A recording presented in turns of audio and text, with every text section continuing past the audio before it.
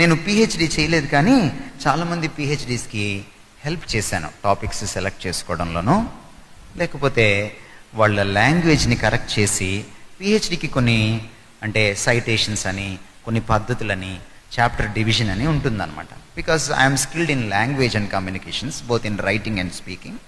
నా సబ్జెక్ట్ అది కాబట్టి చాలామందికి హెల్ప్ చేశాను. దానికి పే చేయాలి యాక్చువల్గా అయితే ప్రొఫెషనల్గా. ఒక ఫ్రెండ్ అడిగాడు కదా అని నేను ఆ ప్రాజెక్ట్ తీసుకున్నాను.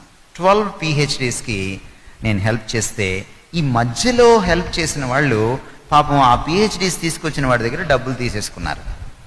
అతనేమనుకున్నాడంటే నేను తీసుకున్నాను అనుకున్నాడు. ఒక ముస్లిం అతను ఒక రోజున ఒక ముస్లిం లేడీని వాళ్ళ లెక్చరర్ని పంపించాడు మా ఇంటికి. నాకెందుకో తట్టి ఆమెను బయట వరండాలో కూర్చోబెట్టి పని చేసి సీడీ ఇచ్చేశాను. ఆవిడ అసలు నాకు పరిచయమే లేదు.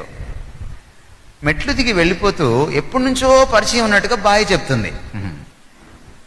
నాకేంటో అనుమానం వచ్చిందనమాట.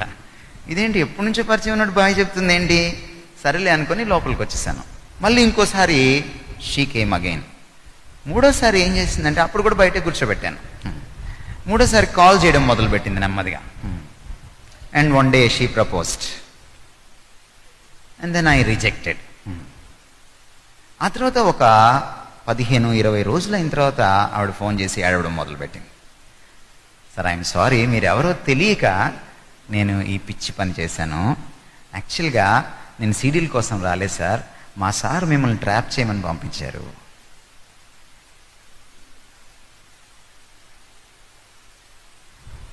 లోకం చాలా భయంకరమైంది. దేవుడి విజ్డమ్ మీకు లేకపోతే చాలా ఘోరాలు జరిగిపోతాయి, చాలా ఘోరాలు జరిగిపోతాయి.